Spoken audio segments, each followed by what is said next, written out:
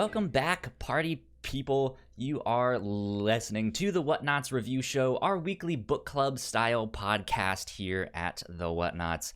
I feel like I've said the Whatnauts like five times already, but just in case you didn't know, we are the Whatnauts.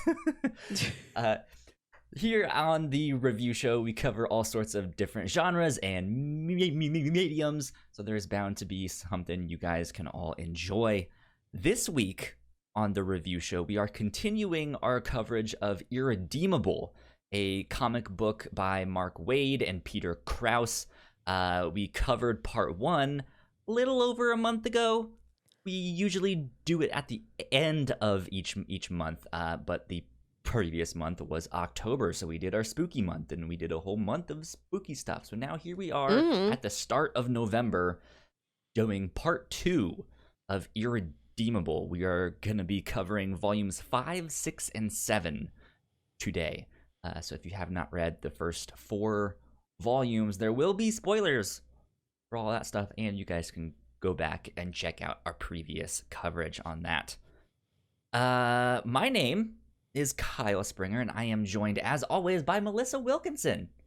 Melissa, how's your mornings so far? It's good. We were just talking about how it's daylight savings time, and I still use an actual alarm clock and not just my phone, and the alarm clock does not update automatically. Oh, man. So I woke up an hour early for no good reason. But after I realized what actual time it was, I had enough time to just read all of these volumes again. Oh, wow. There you go. Yeah.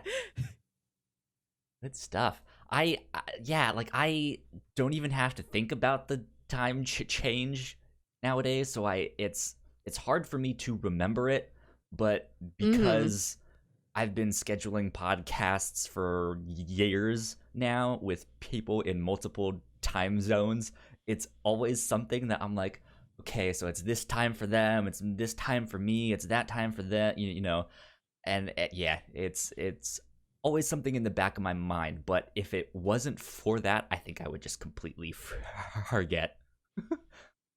So, here we are, though, in November. It's my birthday month. I will be 30 years old this month. Yeah. 30 years young. I still feel like I'm like 13 as I have like Street Shark action figures behind me, Power Rangers action figures, a bunch of comics and stuff like that. It's good. So let's jump in. Irredeemable volumes 5 through 7. We'll do our kind of general thoughts and stuff like we normally do, but this is a little bit different since this is a part 2. We might do I guess we're doing all of the same stuff, but it might just feel a little bit different since we're continuing the coverage. So we read volumes 5, 6, and 7. Melissa, how did these next set of volumes, how did they compare to the first part? What were your thoughts, your general thoughts? This continued to deliver on the character growth, the twists, and like all of the secrets getting revealed. I don't think the series is going to be done with secrets until like the final 10 pages. And somebody else is going to raise their hand and say, actually, I have known about this thing the whole time. Yeah. The horror atmosphere is dissipating now that they are starting to catch up with Tony. It's not this madcap race against time so much anymore. But yeah, the story goes very interesting directions I was not expecting. Yeah, it's an interesting set of volumes. I don't necessarily feel like it plateaued, but the story drills down farther into certain aspects that it hasn't really explored yet. Yes. Yeah, like you said, that first set there's this like scary aspect of like, oh my goodness, like the strongest superhero just went bad. We need to stop it now, or we're all dead.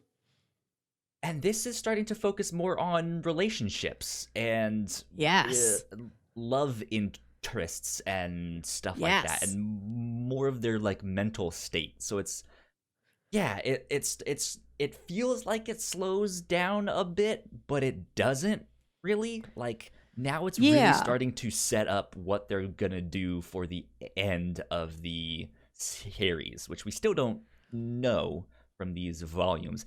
I know because You I've do. read this whole series, but yeah, like it's also been a while though, so I don't remember exactly how they do what they do, all that stuff. But still, um, yeah. So they're starting to set things up. They're starting to hint at like maybe we can do this or maybe we can do that. Um, and we see the Plutonian get sent away. Basically, he gets captured.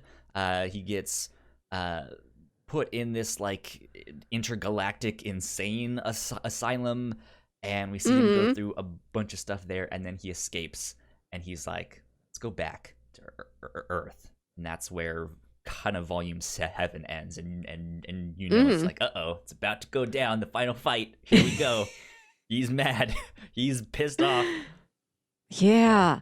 Wow. These books are so dense. I feel like so much has happened in the first 7 volumes, and I'm like, only 3 volumes left. How will they ever wrap everything up? I know, right? It's kind of crazy. I remember these issues taking longer for me to read the first time, just Mm. because yeah, it was so dense. It was like, okay, do I need to keep up with these backstories and stuff about these characters that we're learning? Yeah, and it took me a bit. I still binged it all in like one weekend, but I felt like I sat there forever and just read those things and read them and read them and read them. I think it's a pretty quick read because it's Hmm. so emotional. Like it's not telling you all of this logistical mythology, like exposition type stuff. It's in there, but it's all just in dialogue between characters with this emotional framework to it. Like you're Right? being Yeah. told just feelings about things, and through those you get the facts. I think that makes it go down pretty easy. Yeah, yeah, I'd say so too. So we kind of did I kind of did a quick Mm. synopsis. But let's. Do you have stuff to add on to that? I think Um, these books pick up. Let me see. Let me They pull pick up actually. right after that fight where I think Betty was going to shoot Plutonian. Qubit stops Correct. her. We found out that Modeus has like taken over Samsara's Body. resurrected body. Yeah. Yeah. Um, and he kills Volt. Yeah, and when this volume start, oh, and we've got I think it's Carrie has become Survivor. That's his new superhero alter ego. And in these volumes, we get to know Modeus as Modeus and not Modeus pretending to be Sam. Right. And we really see a lot of the fallout of what Survivor means for the world. Yeah. When what he's starting to become. Yeah. We see a little bit more backstory on like some deals that happen. Yeah. We get one more flashback with Hornet and how, despite us seeing him get exploded in like the first page of volume 1, uh, Yeah. how he kind of saved them still, and Yeah. did some things that we didn't know about yet, and they're kind of coming to fruition in these volumes here.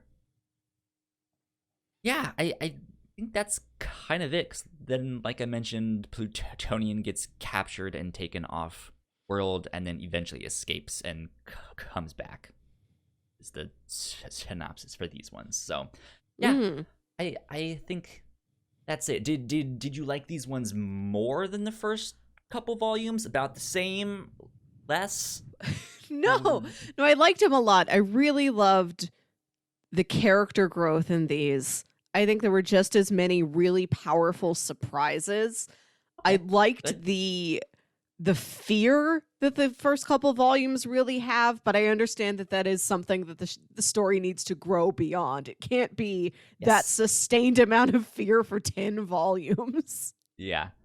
Yeah, there's a couple more like little moments of peace that you get in these volumes that I did really appreciate.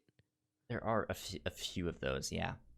Yeah, I think, like I mentioned, this almost kind of plateaus, but it's not because it's slowing down. It's just focusing on different things, and so yeah, it's and the narrative pace. And the narrative does kind of do that loop where these aliens come get Tony and put him in an intergalactic asylum, and then he does escape pretty quickly. It's like, okay, we're leaving Earth back to Earth. Yeah.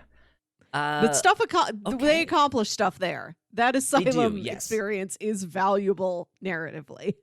They do. And yeah, I mean, it helps to set up what Plutonian is about to do and stuff like that. So, okay, I think that is good for like general thoughts and like as spoiler free as we can for these next couple of volumes, even though, yeah.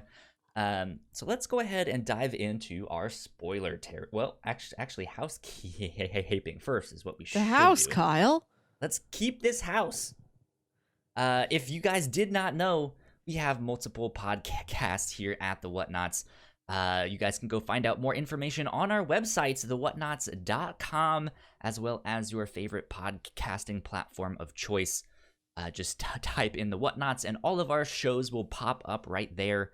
Let's see, on the Captain's Log, we did a Halloween special recently where we went back and looked at past stories that we have talked about and told and shared on the Captain's Log, and then we turned them into horror stories. We reimagined them as scary stories, and that was a lot of fun. That was 2 weeks ago, just before Halloween, and we did one. We filmed one more the day before Halloween. It was kind of like a post-Halloween one. We still did some like Halloween themed stuff. But not our Halloween tradition that we have started here. So go check that stuff out. It was a lot of fun. If you guys like what we do, patreon.com/thewhatnauts is where you can support us for as little as $1 a month. We have a $3 tier where you guys can get all sorts of exclusive content. We are nailing down the date for us to record an exclusive episode of Crossplay. It seems like we will be recording it this coming Friday night, so be on the lookout for that. That'll be up there soon. It's gonna be on weird and creepy video game conspiracy theories or cryptids or just like weird character, like weird mysteries. Stuff like that. It'll be interesting to see, but that should be fun. I do also want to bring attention to it's almost the end of the year, and at the end of the year, we do our like end of the year retrospective. So be on the lookout for that at the end of the year. I'm just putting that out in the atmosphere now. So there you go. Last but not least, big shout out to our Patreon supporters at the $5 tier. So thank you, Sam, so much for supporting us. It means a lot. We appreciate it. Thanks, Sam. Thank you indeed. Okay, house has been kept. Let's move on to spoilers. Oh, spoilers. Man, I can't believe Dumbledore died. Wow.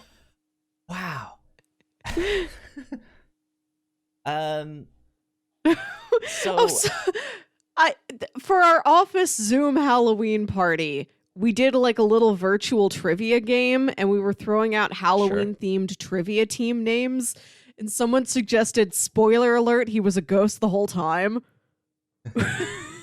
Which is not what we went with, but I love that as the concept for a team name. Okay, proceed. That's a good one.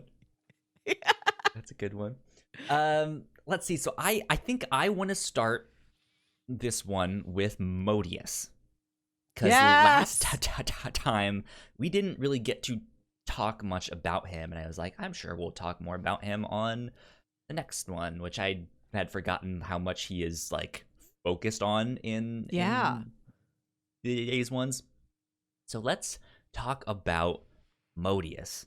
Melissa, what do you think of Modeus? He's an interesting villain. He's not your fascinating. Right? He's not the I'm just the same as you, but I'm bad. But he's also not he's not the Joker. He's not strong, but he's not he's not just doing things to do it, but he's also not that evil scientist and stuff that you see from Golden Age comics. Haha, I am a scientist. I will rule the world with science. Yeah, he doesn't have. Mix. Yeah, he doesn't have that much of a megalomaniacal purpose to him. So in the first couple of volumes, this is all we know about Modeus, is that he's the one villain from Tony's Rogues Gallery that he has ever been scared of. And nobody really knows why. Nobody knows what Modeus's deal is. And he vanished a couple years ago. They don't know where he is. And so that's why Qubit built those. He built a Modeus AI that's walking around Modeus his lab. And these robot things, yeah. He has bots. 10 of them. And he's like, well, if I can replicate Modeus's way of thinking, I can get these Modeus bots to answer the question, where is he? And then if we find Modeus, he's probably the one guy that can tell us how to take out Tony. He must have figured that out at some point. That's the plan. Then you find, and then you, happen, and then when Samsara wakes up from the dead, and he's like, oh, Tony, I always had that healing ability. Well, I healed from death, Tony. What are we going to do now? We're going to go on adventures? And they fly around and just visit people that have wronged him. And then you do find out that is Modeus. Samsara has this gem in his head, and Modeus transported his consciousness into that gem and is just sort of puppeting Samsara around from beyond the grave. And then you see him kill Volt and do other villainous things at the end of the last volume. So it's where we've left off with him. And boy, the next 3 volumes, all the places Modeus goes. Oh, the places Modeus goes. New book by Dr. Seuss. Because him and Tony have this confrontation where Tony turns to him and he's like, hey, I know it's you. I know Modeus. It's you in there. I know Sam can't heal from death. And also, I know you're in love with me, Modeus. And Modeus is like, no, I hate you. And he's like, no, you love me, Modeus. And it's not this hey, we're friends, you love me like that. Now that I'm they're not friends. Bad, now that I'm evil, you love me. It's not that. It's no, you are in love with me. Yes. Yeah. And he tells the story where he destroyed a bomb that Modeus had set off somewhere. He destroys it before it goes off. But in the seconds when he is destroying it, there's a part of the bomb that sends a battle report back to wherever Modeus's headquarters is, which is a place Tony didn't know. And he's able to follow that signal back, and he finds Modeus in his lab, and Modeus is building all of these Plutonian bots. And Tony, he talks about how he's I can't just have X-ray vision and hear heartbeats and stuff. I can read people's pheromones. I can kind of read their brain patterns. I'm that powerful. So I'm looking at Modeus building all these Plutonian bots, and I know that's not for war. That is for love. He is building copies of me because he loves me. I know that. Yeah. It's an interesting twist. Yes. Because Dr. Modeus is, like we said, he's this weird mix of a character. When you first see him, he's this small, stout man. He's wearing a cardigan or something like that. He looks more like a golden age scientist villain. Yeah. Right? He looks like a professor. Right, yeah. But then his actions make him seem more like the Joker, where it's well, maybe he's just doing this to do this. But then he also has this Dr. Doom flair to him, where he's this inventor, magic person, and they also scientist thing. There's a line I forgot about. I went through and flipped through all 7 volumes this morning. Thank you, Daylight Savings Time. And I forgot that there's a line really early on when they're talking about what the heck happened to Modeus where somebody says, we don't even know if he's totally human. Like Right, because he's got this kind of robotic like persona to him, and it has like a power button on the side of his head or something. So they know he is at least part robotic. They don't know if he's like just kind of a cyborg or if like that's a Full Metal Man. Like we don't know how biological that guy is. Right, yeah. But so like he's this interesting mix, and you would still think it's like, oh, he like Plutonian like accidentally killed his mom when he was younger or something, and he's the only one that has known this whole time that he's actually a bad guy, you know. Like it's not that. It's no, you have this odd fascination that turned into obsession, that then turned into this like romantic love of like, we are soulmates. Like we were meant to do this dance, and it's kind of off-putting at first, but it's straight. So to take a step back from Modeus, this whole book is kind of about seeing ways in which people can kind of be radicalized for their beliefs and stuff. They're not necessarily radicalized, but that's one way to look at it. But like, man, when this book was coming out, school shootings were a thing, but kind of, you know, as this book was coming out and shortly after, and still to this day, like, that's something that happens a lot. And a lot of the rhetoric that you hear from the Plutonian, and now from Survivor and stuff like that, like, you start to see these characters be radicalized and perverted in certain ways. And I think the same thing is happening to Modeus, but just in a different way. Like, each of these characters have their own way that they are becoming twisted, right? Yeah, where they just sort of... It's interesting. Yeah, like they have this one ideal and their whole life bends around this ideal.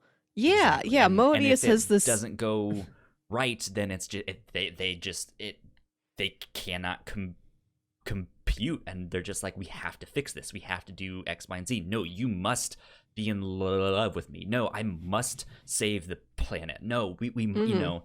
And yeah, and it just becomes this scary thing of like, look, dude, justice is good and all, but like, this is not, you know, like, you're not going about this the right way. Right, and we're going to get to Survivor and all his nonsense. But yeah, Modeus, he figures out that he's... And like, this was something he figured out, it seems like, long ago. And then when Tony, and like never told Tony, never wanted to tell him, wanted to keep doing this dance, you know, like you described it. That's just, he attacks Tony constantly, but he never kills him, never wants to kill him, just wants to do this perpetually. This is our relationship. This is what love means to me, is that I continually like build a big robot suit and punch you with it, and then you punch me back, and we'd like destroy a city block. That's how that's a date for us. And so when Tony's like, I know you're in love with me, Modeus is like, this horrified. He's like, he's so vulnerable in that moment and so hopeful. And this scene ends with Tony saying, you hid your mind inside the body of my sidekick, my best friend. How could I feel anything but love looking at you in that face? So I'm gonna have to fix that. And he takes his laser vision and like burns off Samsara's face.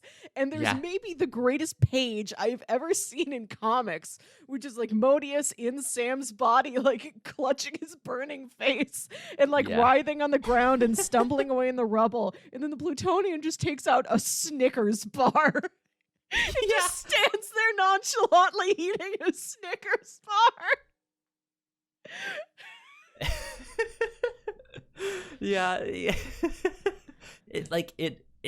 That even looks like one of those commercials that you would see.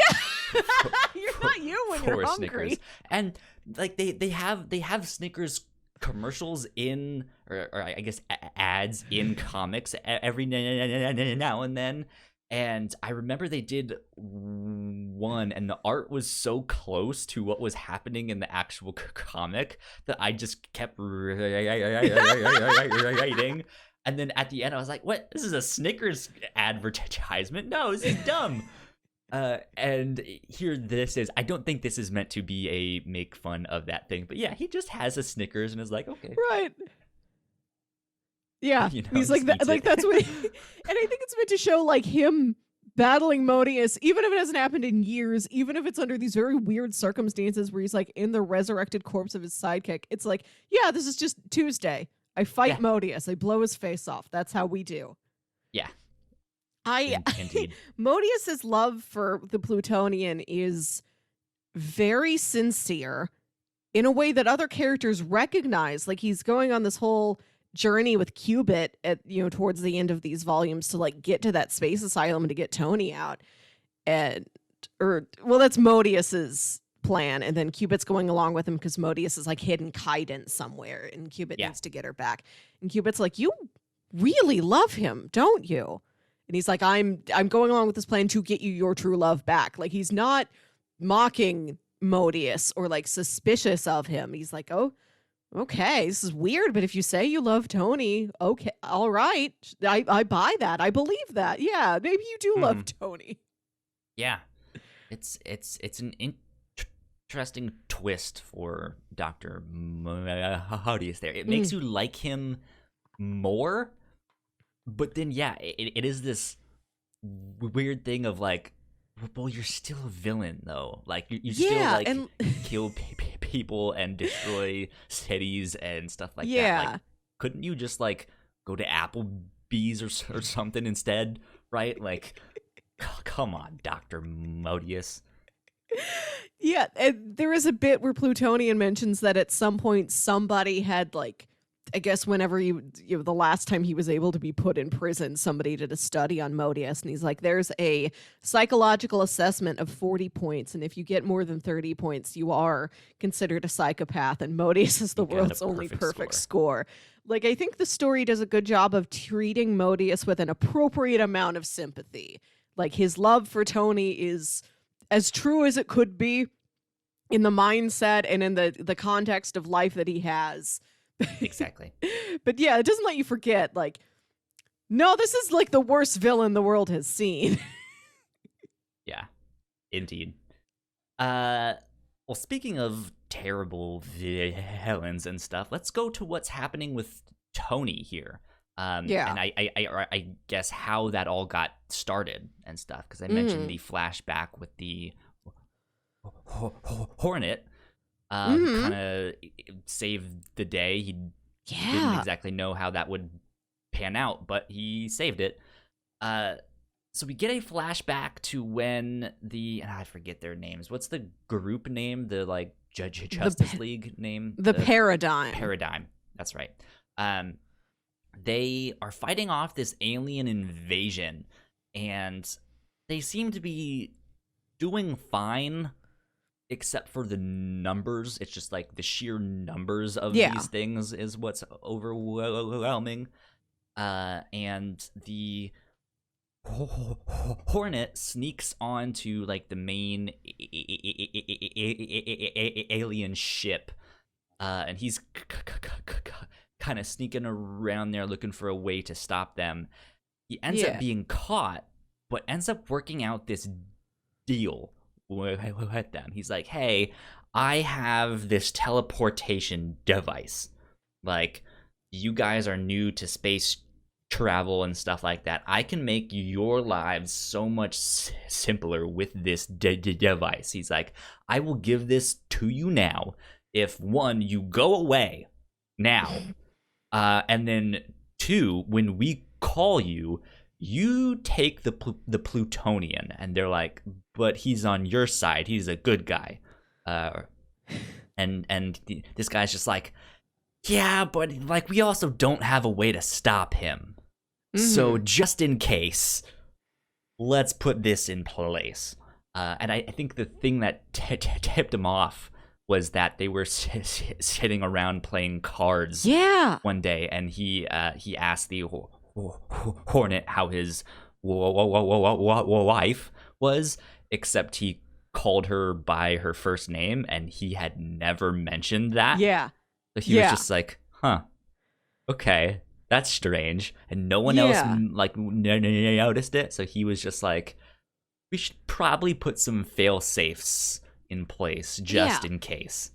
And we don't see Tony's side of that. So we don't know if he was like actively keeping tabs on the Hornet's private life because he was suspicious that the Hornet was suspicious of him. Or if this was one of those cases where like he just, because he's so omnipotent, he just knows what her name is. Like he can read that off of the Hornet's mind and he doesn't realize what he's doing. And it's a Hornet thinking like, what else can this man do when he slips up, when he doesn't realize how powerful he is, when he doesn't realize what he's doing? Yeah. Like, we need somebody to take him away because he could just destroy all of Earth if he's not thinking straight. Exactly, yeah. So the aliens agree, and they leave, and they peace out, and yeah, here they are. They show up again with these like neat teleportation shields and stuff that they've if you taken that tech and they've run them, with it. It like goes through them and stuff like that. It's neat. But what they end up doing, they have I forget exactly how they ended up weakening him, but they weaken the Plutonian enough to get like a sample of his skin cells. And then they clone his skin and make a straight jacket for him out of his own skin because it's indestructible, which is wild. And then they like do the thing where they like take control of his mind and make him think he's in his like happiest place where he is saving the world and he's bringing everyone back to life and all of that stuff. And he's like, guys, just believe it will come back, and it will. Just believe. And then it does. And he's like, see, I'm a hero. Yeah, so what did you think of that stuff as that was happening? 'Cause they got me. I forgot that happened, and I was like, oh no, he broke out. Fuck, like damn it. and then I was like, oh no. Okay, good. He's still trapped. He's just imagining it. Yeah, I wasn't seeing this coming along at all. I think especially because aliens really haven't been a part of the superhero tropes in the story up until this point. I think it's shortly before that when they're talking about old battles, they mention a couple alien invasions or like, we're going on a diplomatic mission to another planet that has asked for our assistance. Yeah. So these aliens just coming down from the sky because Hornet, who nobody has been thinking of, set something up years ago. It's kind of this Deus Ex Machina. It's a little silly, but the story itself, underneath all of this deep emotional turmoil and like moral quandaries and fear of death, like it is silly. Like it is like everybody is like, you know, so wearing brightly colored costumes with like a logo on the front. Like it is full Saturday morning cartoon golden age superhero. So they have these aliens just fly down. Like, no, that makes sense. Like that is part of the trope family that the story is kind of working with. And it comes with, I like how the story is growing and including characters beyond Tony himself that have this almost irredeemable, like he's not the only character that title applies to. Because what Hornet has done is that he gives this teleportation technology to the aliens. He just takes off the little teleport bracelet Qubit gave him, and he's like, here, I think you guys, you couldn't have figured out teleportation on your own, but like take this, start at, reverse engineer it, see what you can do with it. I think you can figure out teleportation. You know what else he gives them? He's like, I'm going to give you the coordinates to every other alien planet we have visited and that we are going to visit. And in exchange for all of that, you come in and you take Tony away. Because like he needs that much of a bargaining chip to set up this plan to set up this backup for if the Plutonian ever goes bad. And you see him and he's like guilting about it. He's like, I sold out all of these innocent planets, but it's to protect Earth. And he's like, every day Tony doesn't go wild.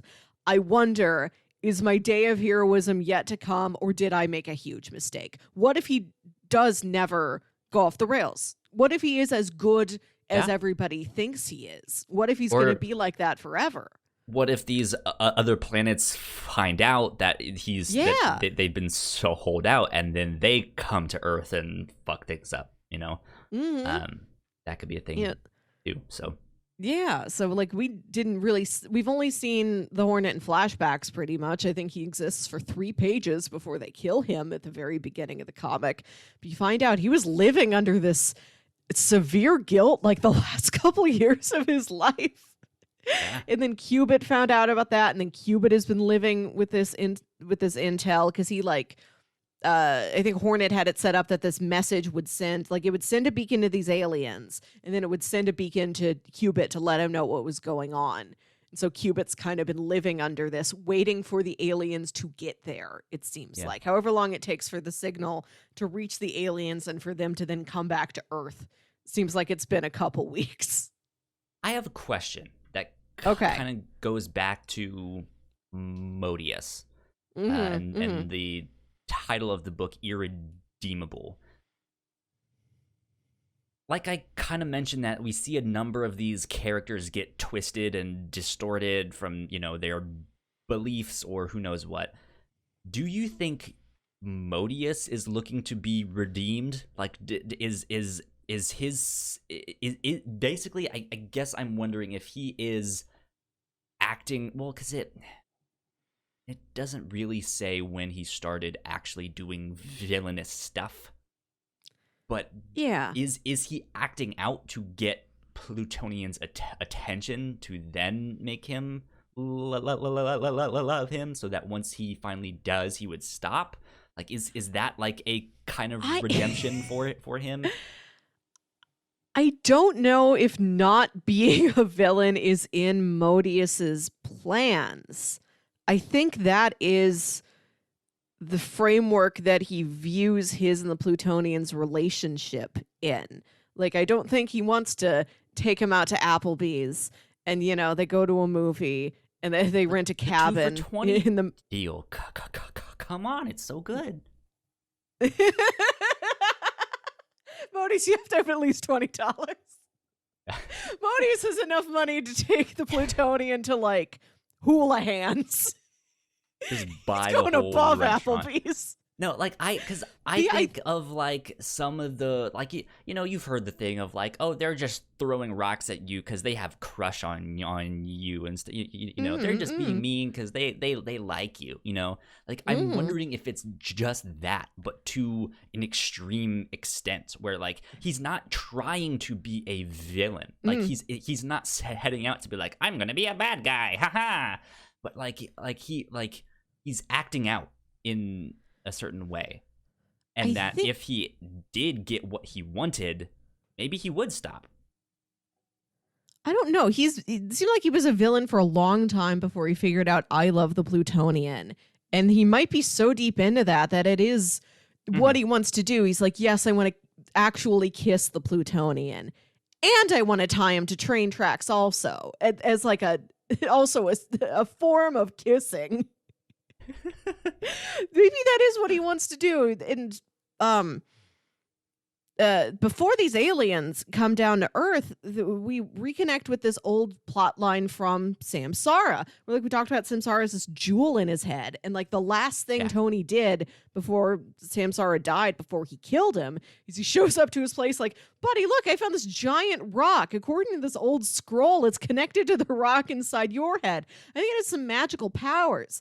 And then Samsara's like, this lab called me. They said you gave them the technology that caused that skeleton virus. Tony, how could you? And then Tony kills him out of guilt.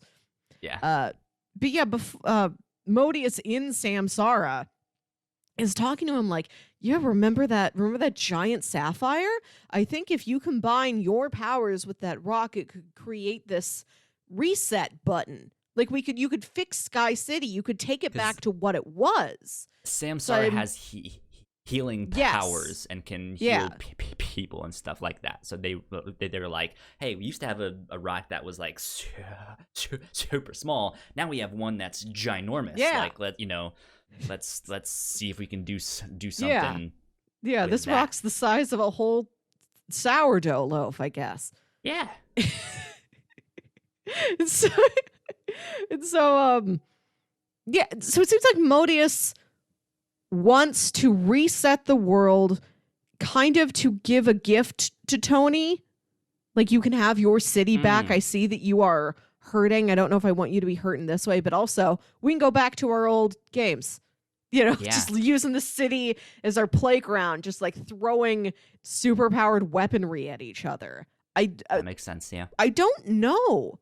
Maybe he wants a combination of these things. Like, we're going to go out and fight, and then, okay, battle's done. Ha ha ha, you tried to throw me in jail. Very funny, Tony. So you want to come over to my place tonight and we can, like, order a pizza? I've got some wine. We don't know what he wants.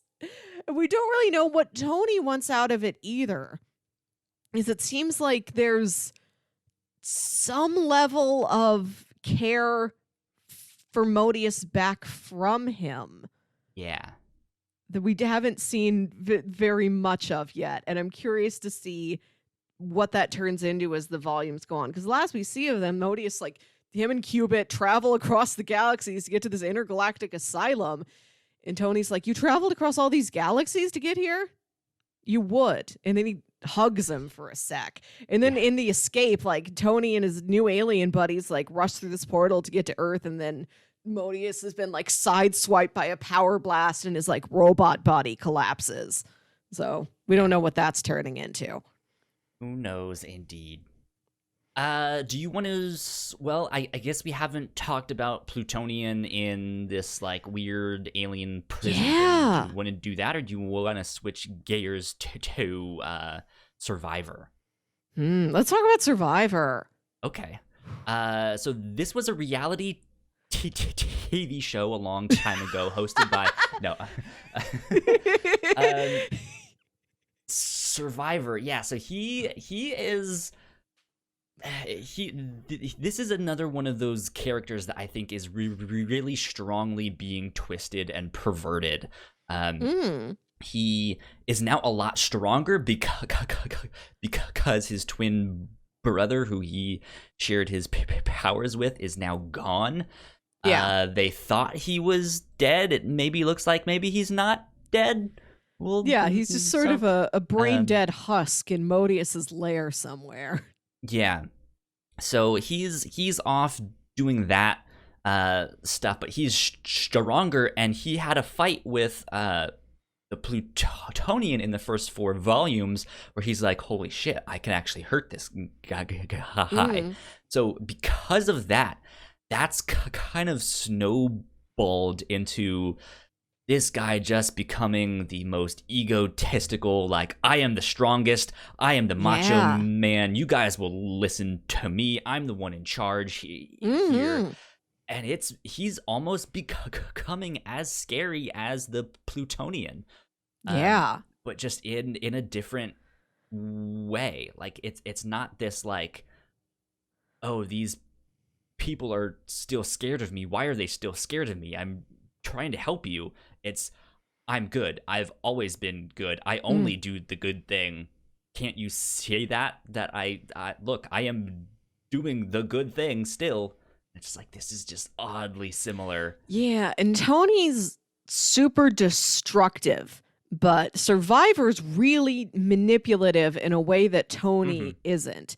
He's like, no, I'm the one hero you have now. I'm the new Plutonian, and you're going to listen to me, and you're going to be grateful for what I do for you, no matter what the costs are, which isn't really an attitude Plutonian had, at least not before he destroyed all of Sky City. Yeah. So he's wrestling with that. But yeah, like we get an interesting scene where Qubit and Survivor are like in this like farm country. Yeah. And Qubit fixes one of their tractors so that it's solar powered now, and they can, get all the crops that they need. And they're like, oh, thank you, like you're bringing hope back. And then that's when Survivor flips on his manipulative talk, and he's like, well, tell him about that time that we were about to kill the Plutonian, but you saved him, right? And then the people start to turn on Qubit. Yeah, like it's weird because there's not much more to him, I feel like, besides that. But it's still scary to see him do that in real time, and to see the other characters watch that happen. Because for the Plutonian, they didn't know. Like, this stuff was all stuff that they didn't see, or stuff that they maybe saw a glimpse of, but then didn't think about it, or it was not enough for them to think like, oh, he's gonna be a bad guy by next week, right? No. Because I think most of the characters don't know a lot of the stuff that we know about Plutonian. I think the most that they know is that there's some magical candle that can maybe weaken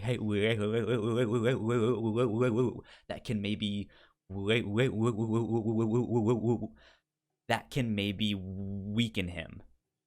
And that's it. That's all they know. Whereas we know about his foster parents and stuff like that, and the Survivor is kind of going down that same path, but he's like, it's all out there for everyone to see. So scary stuff.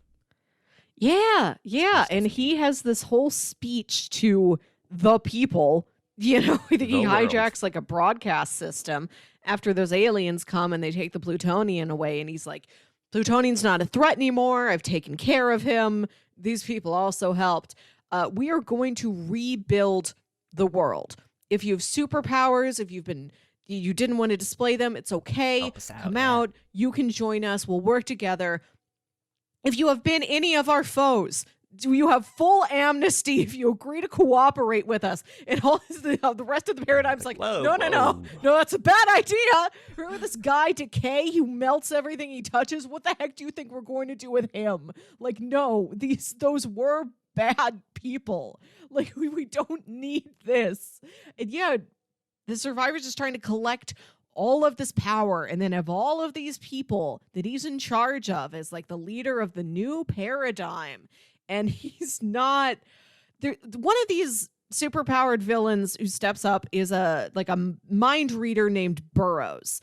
He's like, okay, Burroughs, I need you to read the minds of every other villain that came here saying they would work with us. I need you to read their minds and tell me, are their intentions really true? Are they going to double cross us, or do they sincerely mean to put the past behind them and work with us to rebuild the world? And Burroughs is like, these are the darkest, foulest fiends, human and non-human, that the world has ever seen. He's like, I can't do this. Like, he does one and he's like sweating and breaking apart. And Survivor's like, no, come on, Burroughs, I need your help with this. There's 50 more of these guys outside the door, and you have to get through all of them today. Like, it's a nightmare. Yeah. You mentioned he's amassing power, and I think that's what it is. And I think we know that secretly his brother is still out there. I'm wondering if he's either worried that he's not actually strong enough to beat the Plutonian, or he's starting to realize that his brother is out there again, because we do get that confrontation between him and Qubit about his brother, and he knows that if he is out there, he will lose all of his power to beat the Plutonian. So I think he's scared of that, of I need to get more power just in case my brother does come back. so that I can at least look like I'm in charge. Yeah, and it is under this not entirely insincere claim that we can't afford for me to split my power with anyone. We Right, need yeah. somebody who is as powerful as I am to like keep all these villains in line, to be ready if the Plutonian comes back, which makes some sense, but is also very selfish and cowardly. Like a lot of the things these characters do have this double edge to them of I can see how this is very self-serving, but I can also see how this is very practical. Indeed. Yeah, he's a scary character. Last thing I kind of want to mention with that part of the plot, we do get, I think it's like one more panel. I mentioned it last episode that we covered Irredeemable. There is a spin-off book to this series. Ooh. We met the characters briefly, but there is a villain by the name of Max Damage. Oh yes! What a great name, Max Damage. I am maximum damage. He's kind of like a Punisher type of character, but he actually is a bad guy. I mean, the Punisher is a bad guy. He's a serial murderer, but yeah, so there is a spin-off book that stars him as the main character. That book is called Incorruptible. Oh, okay. And I think it did at least 6 volumes. I'm not sure. But we got another panel of him in this book, and I think that book by this point in the story is in full swing. He was once a villain. He saw the things that the Plutonian did, and he was like, "No, I don't want to be a part of that. We need to fix this." And so he tries to be a good guy, and he tries to help people out. So I think in the midst of Survivor trying to be like, okay, let's rebuild, how do we do that? And everyone else is like, you're going about this wrong, dude. Like, this is not what you should do. I don't know exactly how the Incorruptible book goes, but I think if you want to explore that aspect of this story a little bit more, I think that would be something to check out, of just like, how are other people dealing with this? Yeah. Because we don't really see many characters outside of the paradigm. Yeah, and like we don't have a great sense of what the average person's view of like superpowers is. If this is an X-Men world where they are stigmatized and all that. Yeah. Right, yeah. Okay, cool. Yeah, because I remember that little like side story where he's going to this brothel for people with superpowers, where it's all these women who have been trained to like deal with men of incredible strength, and like there's a villain he's chasing who's there, and he like destroys the villain, and he like the girl he's with decides to go with him, and we see her again, like she's his new sidekick. Yeah, they start their whole story with that scene there, but I have not read that book, so I don't know how good it is or not. Before we get to the space asylum, I wanted to talk more about Qubit and like everything he's up to in this book. As you mentioned the scene where he goes to that farming community, and Qubit is a character who is incredibly intelligent. I think it said like he's only second smartest to Modeus in the entire world.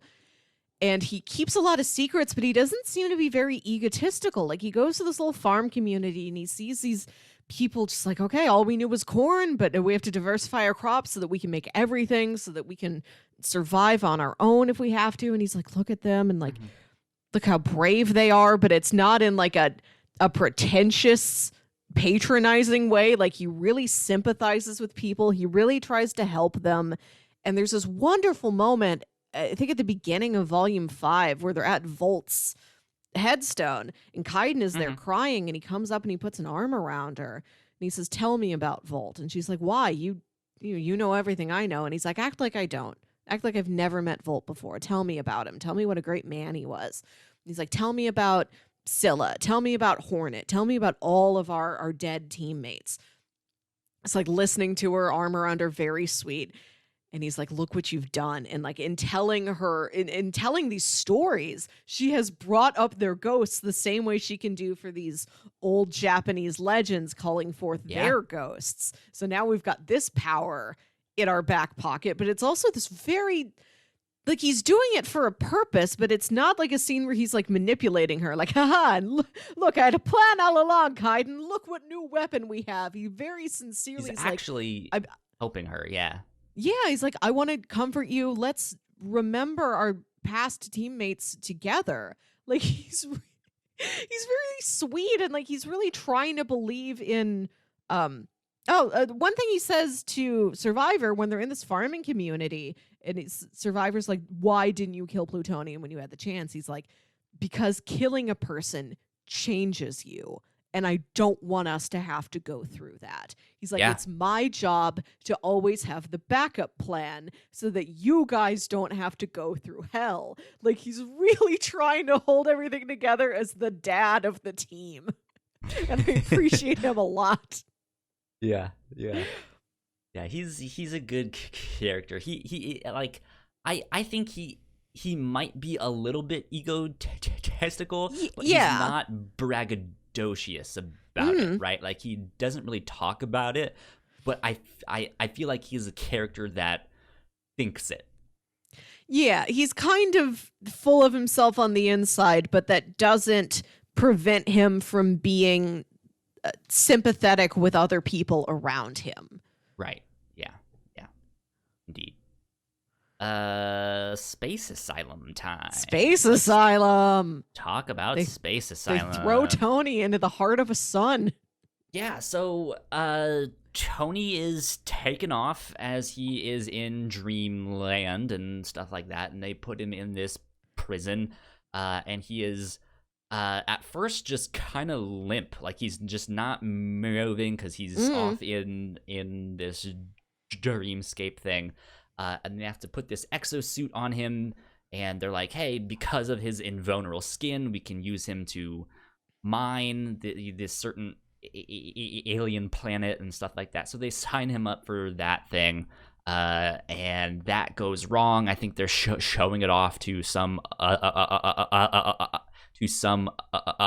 other creature, and yeah, that they're like, oh well, shit, if that won't work, like we need to do something else with him. Like, we need to get him off of this thing.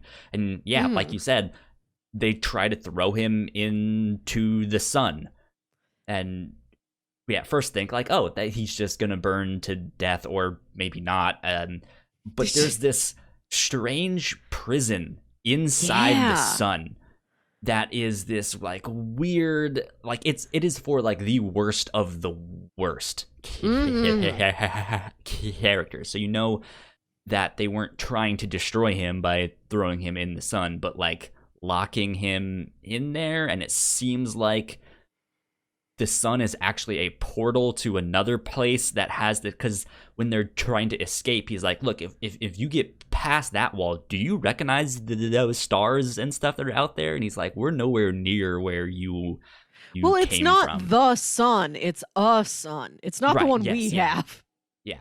I guess that would make more sense than my long-winded explanation. Yeah. There is a little portal in the center of the sun, but it seems like that's for the workers, to travel on and off of this planet. Yeah, it's like a personnel portal. They're like, we need to we can't go through the outside the sun.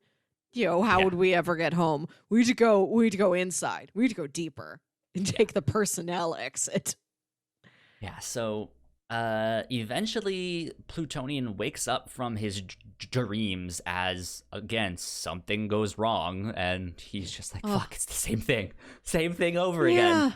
Yeah, and it's in this nightmare where he's like doing good and trying to do good, and people are appreciating him for doing good, and he just like slips up. Like, he catches a boy who like fell out of a window, and he like oh, he catches the boy too hard. The boy is injured, and then he like tries to take the boy to a hospital, and he's yelling like, "Please, you have to save him!" And he yells so hard that everybody dies. Yeah, and he does stuff like that. He gets hints that like, hey, the gravity is off in this thing. That's strange, you know. So there's things like that. He eventually breaks free. However, there's a certain character that meets him in his dreams, and then he sees him when he wakes up too. So it's, for us, it's kind of like, well, is this still a dream? We don't know. It might have been a dream within a dream, but it's not. And the Plutonian ends up kind of gathering like the worst of these monsters with different powers and stuff like that. There's a character who can like scratch herself, and instead of it inflicting pain on her, it inflicts it on someone else. So she can like slit her throat, and it will happen to someone else, right? Yeah. There's all sorts of stuff that he picks up. He finds a character that can punch someone backwards in time. Yes. So he's kind of starting to make his Legion of Doom here, right? Where he's just like, I want you on my team, right? Like, let's go escape this place. I know a perfect place that we can go to. Yeah, and you just see him start to build this team. What did you think of these characters? What are you expecting to happen next? I liked them. I mentioned earlier that aliens haven't really been something that the story has been dealing with until like just shortly before the aliens show up. The creature designs in this book are great. Yeah. Like they all look really distinct from each other. Some of them are kind of scary. Some of them are kind of cute. Like I love that big bat guy who's like the first one that they pick up. They have these great designs, and they have these, some of them are kind of sympathetic. Like there's the big guy who he's like hearing all these voices telling him like kill, and he's like, no, I don't want to. And it turns out he has like mouths on his back, and we don't know if this guy has always had those, and that's why he committed crimes and was condemned to sun prison, or if that is his form of punishment. It's sort of like this Dante's Inferno, like layers of hell. Right. Like we don't know if these conditions these people have are things they have always had, or if that is their own unique, specifically designed punishment here in Sun Prison. But yeah, like Tony he takes leather. He kills some other alien, tans their hide, literally just cuts their skin off and makes it leather suit. And like makes this guy a vest, so like he can't hear the evil mouths on his back anymore. And he's like, oh, thank you, I'm going to follow you. It's like they're kind of sympathetic characters, some of them. And it seems like Tony's just going to use them for cannon fodder, basically. He's coming up with some kind of plan, but ultimately to him they're just cannon fodder. Like, hey, we don't know. Use your power, but I don't care about you. Yeah, we don't know what he's going to do with him once he gets back to Earth. It seems like he cares very much about people who can view him as a hero. But when there's somebody who's in a situation like, this is a buddy you were meeting in prison. Like I think he knows he's never going to get the emotional reaction he wants out of these people. So he's not trying to be that paragon anymore. Yeah. He's like, I'm just here for a jailbreak. Yeah, indeed. So what do you think is going to happen next? We have 3 volumes left in the series. Where do you think this goes? What do you think happens next? I don't know, because all I know is you've told me that the ending to this book is phenomenal. Yeah. Well, we could be looking at a reset situation, because there's a scene where Modeus is explaining to Qubit that everything Tony does is psionic. Like he has this incredible mind over matter power, and like he like he doesn't have X-ray vision. He can like reshape reality to like see through things. So it seems like he could walk back time. He could hit this reset button. And it's when Qubit's like, it's all so clear. Why have I never figured this out before? And Modeus is like, you have figured this out before several times, and I just keep wiping your memory. Yeah, that was a good thing. And then he's sitting there like, oh, well, I'll remember this time. He's like, that's what you said last time. It's good. Great. It's good. But yeah, I think that might be what we're heading towards. I could see Modeus. Interesting. Okay. And like Modeus's robot body has been, broken, but we don't know if it could be repaired. I mean, he's there with Qubit. If anybody could fix that, Qubit can. Or maybe his consciousness will be transformed, transplanted somewhere else. I could see Modeus telling Plutonian, do you know the scope of your powers? Do you know what you can do? It's already within you to fix everything. The thing you were going to do with the big sapphire, like before the aliens came and took you away, you can do that on your own, Tony. You don't need the sapphire. We can go back to exactly the way it was. Okay. I think we still also have that bullet too, right?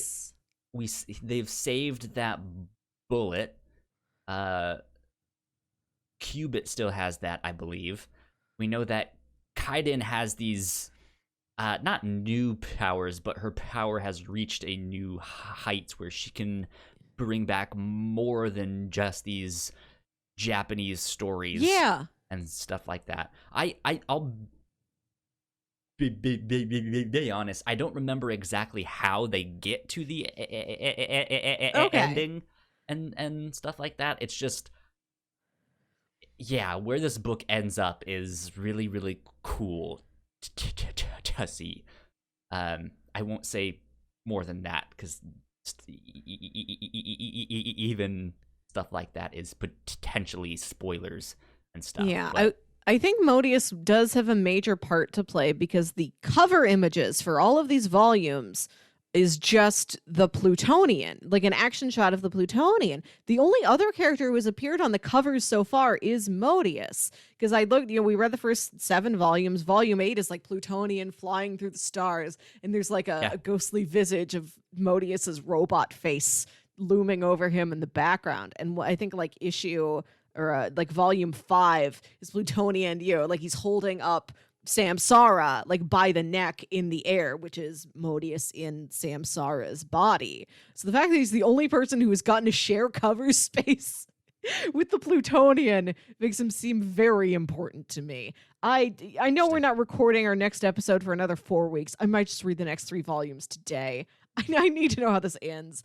I'll read them again in 4 weeks. I like this so much. There's so much recontextualizing going on in this story that I really appreciate. It gives it a lot of reread value. Yeah, it definitely does. It's an interesting one. I'm interested to see, because again, I forgot how it all happens. I don't remember what he does with his Legion of Doom, and like what happens with them, or like what is his plan exactly? Like I don't remember. Like, is he now going back to Earth to kill the paradigm? Is he gonna be like, okay, I am now the ruler of the world? I don't know. Well, it seems like something he never wanted. There's a scene in the first couple volumes we didn't talk about where like he crashes a UN meeting, and all the representatives are like, they are offering him everything. Do you want to be our new king, Plutonian? Do you want us to change our name to Plutonian land? Like, they're trying to do anything it takes to like get this guy to consider him under their protection again. And he's not having any of it. He doesn't care. Yeah. Well, I mean, that's the thing. Like, he's been through a lot more now. He might have changed. He might have been like, well, you know what? Fuck it. Let's just rule the world. Like, I am the de facto superhero here. I am in charge. Yeah, he's getting a bit more manipulative as the story goes on. Like, he's overtly using all of these other prison aliens in a way that he has not used people before. Indeed. last question, I guess. Where the fuck is this like weird place that all of these characters are being kept? That Dr. Modeus, where was he? Like we don't even know what this is, or like where these characters are exactly. Like he has a Modeus zone that like he takes people to. I think there's a scene with him and Encanta a couple volumes ago, and like him and Qubit are walking around in there. It's like his own phantom zone. I don't know. And then he has to have some physical location where he's keeping Scylla's sort of drooling husk of a body. Yeah. And Kaiden is there. So yeah, they have to have a physical location somewhere on Earth. I don't know. Right. I have a lot I need to know about Modeus. It's there's questions left to be answered for sure. I think these final 3 volumes, it will be neat to see it all kind of come together and see what happens at the end there. And we didn't mention Betty and Gilgamesh. I think they're just out wandering somewhere. They're both on their own individual journeys. I think we see Gilgamesh at the start. Where he's just sort of become this. Forget what he's up this incredible Hulk-like traveler. Good